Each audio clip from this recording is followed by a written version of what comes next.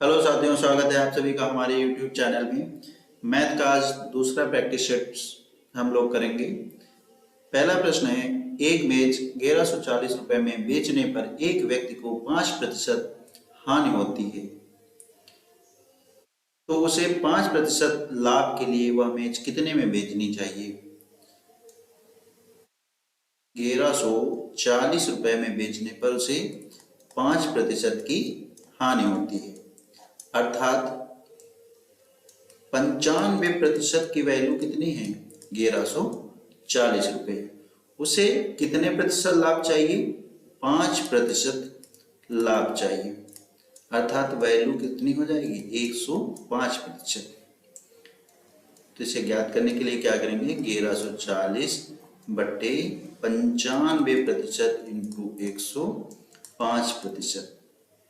प्रतिशत से प्रतिशत कैंसिल कर देंगे, 95 से इसको डिवाइड करेंगे, कितना आ जाएगा, 12। 12 इंटू 105, 12 पंचे 60, 12 इक्के 12, तो मूल्य कितना हो जाएगा, 1260 रुपये। Next question, 35 minus 15 divide by 3 into 7 plus 4 का मान कितना होगा। तो इसमें बॉड मास का रूल लगाएंगे। सबसे पहले क्या करेंगे, भाग। 35 माइनस 15 भागे 3 इंटू 7 प्लस 4, क्या हो जाएगा, 35 डिवाइड करेंगे, कितना आएगा, 5 इंटू 7 प्लस 4, फिर क्या करेंगे, गुणा। तो 5 और 7 को गुणा करेंगे, कितना आ जाएगा, 35 प्लस 4, तो 35 जाएगा। उत्तर कितना हो गया, 4, option number D. Next question, एक व्यक्ति को 20% वेतन वृद्धि प्राप्त होने पर उसका वेतन 24,000 रुपये हो गया, तो उसका पूर्व वेतन कितना था। पहले मान लिया वेतन कितना था, 100% था, तो उसे वृद्धि कितने की हो गई, 20%। तो वेतन अब कितना हो गया है, 120%। तो जब वेतन में 20% की वृद्धि हुई तो वेतन कितना हो गया, 24,000 रुपये हो गए। तो उसका पूर्व का वेतन कितना था, उसका पूर्व का वेतन कितना था, तो 24,000 बटे 120% इंटू पूर्व का वेतन कितना, 100%। 100 से 100% से प्रतिशत कट जाएगा, 12 दूना 24, 200, 100। तो उसका पूर्व का वेतन कितना हो जाएगा, 20,000 रुपये। दोस्तों, वीडियो पसंद आए तो वीडियो को लाइक करें और चैनल को प्लीज सब्सक्राइब करें। नेक्स्ट क्वेश्चन, एक त्रिभुज जिसकी भुजाएं 9 सेंटीमीटर, 12 सेंटीमीटर तथा 15 सेंटीमीटर लंबी हैं, तो उसके अंतःवृत्त की त्रिज्या कितनी होगी। त्रिभुज की भुजाएं कितनी हैं, 9 सेंटीमीटर, 12 सेंटीमीटर और 15 सेंटीमीटर। तो इस भुजा को मान लेते हैं लंबाई, इस भुजा को मान लेते हैं आधार, इसे कर्ण।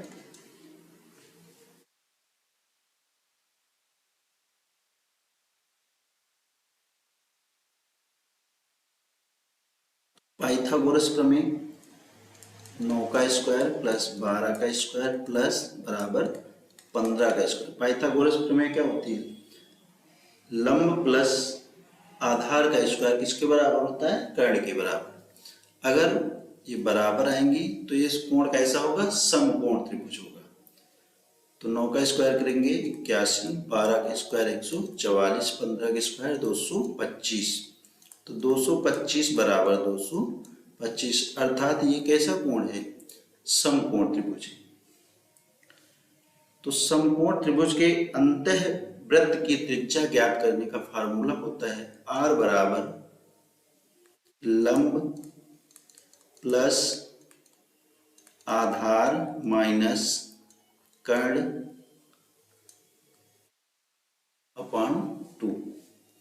तो इसमें लंब कितना है 9 प्लस आधार कितना है 12 माइनस कर्ण कितना है 15/2।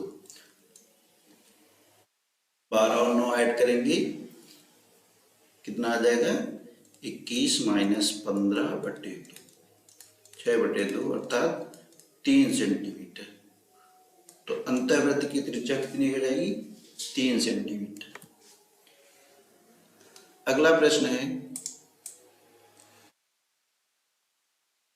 यदि चावल के मूल्य में 25% वृद्धि हो जाती है तो किसी गृह स्वामी को उसकी खपत कितने प्रतिशत कम कर देनी चाहिए ताकि उसके चावल खरीद के खर्च में वृद्धि ना हो। तो मान लिया पहले 100 रुपए का चावल व्यक्ति खरीदता था, तो अब कितने प्रतिशत वृद्धि होगी 25%। नया मूल्य कितना हो गया 125। तो उसे खपत में कितने प्रतिशत की कमी कर देना चाहिए।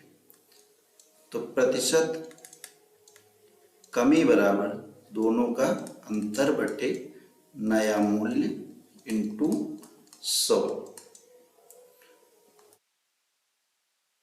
कितने प्रतिशत की कमी कर देनी चाहिए 20% की कमी कर देनी चाहिए। नेक्स्ट क्वेश्चन,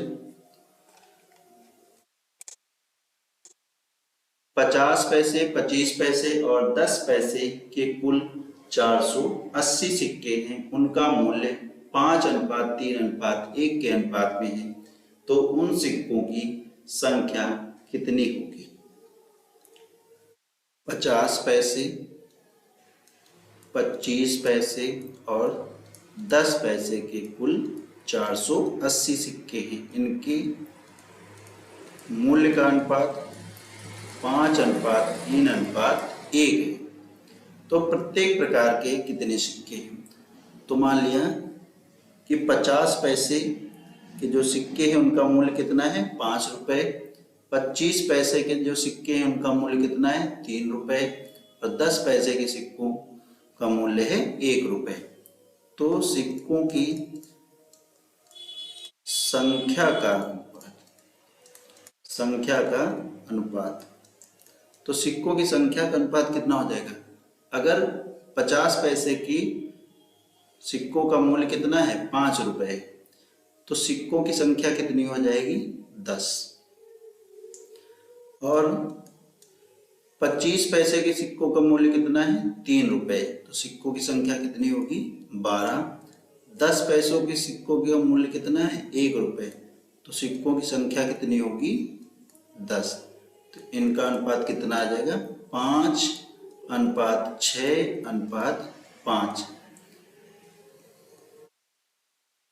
अनुपातिक योग कितना हो जाएगा इनका 16। तो 16 अनुपात का मान कितना है 480 रुपए। तो 1 अनुपात का मान कितना हो जाएगा 30। 1 अनुपात का मान कितना हो जाएगा 30। तो प्रत्येक प्रकार के सिक्कों की संख्या ज्ञात करनी।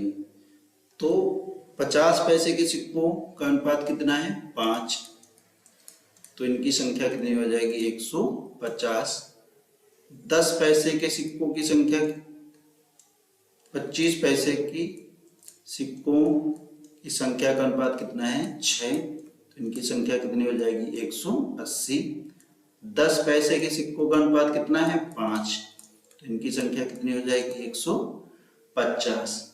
तो ऑप्शन नंबर सी हो जाएगा इसका सही। अगला प्रश्न, एक दिन में करता है, ए उसकी तुलना में आधा ज्यादा कार्य कर सकता है। यदि बी अकेला कोई कार्य 18 दिनों में कर सकता है तो दोनों मिलकर उस कार्य को कितने दिनों में कर सकते हैं। इसका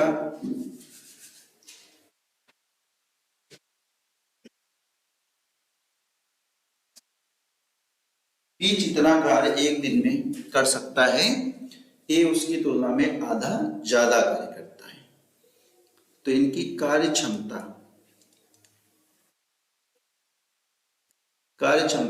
क्या होगी?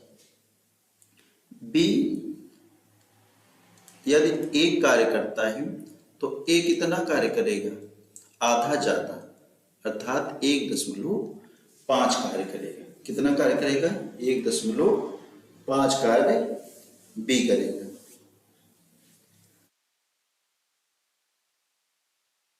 तो ए की कार्य क्षमता कितनी हो जाएगी? 1.5 और बी की कार्य क्षमता 1। यदि बी अकेला कोई काम 18 दिनों में कर सकता है, अगर बी कार्य कितने दिनों में करेगा?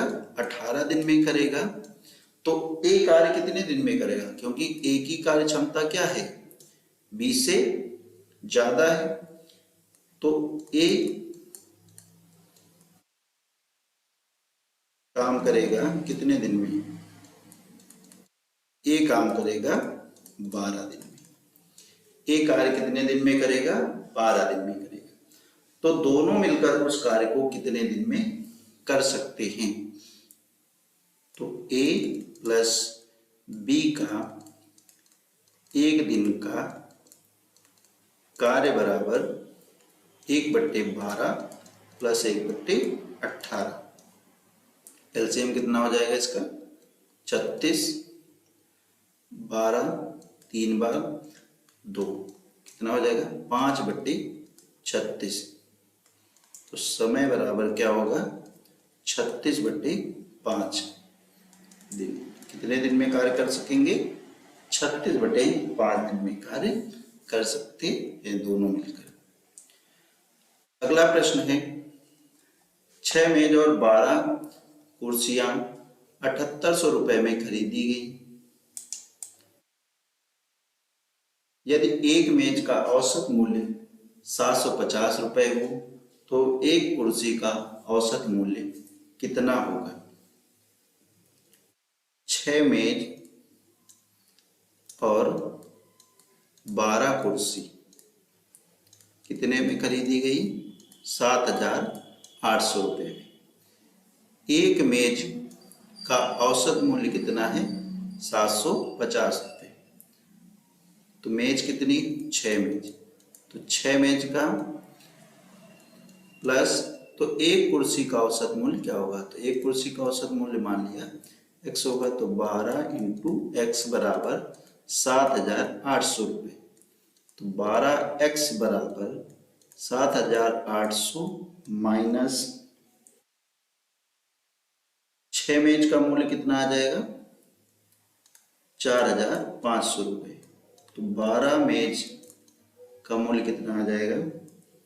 का अंतर करेंगे 3300 रुपये। तो एक मेज का मूल्य ज्ञात कीजिए।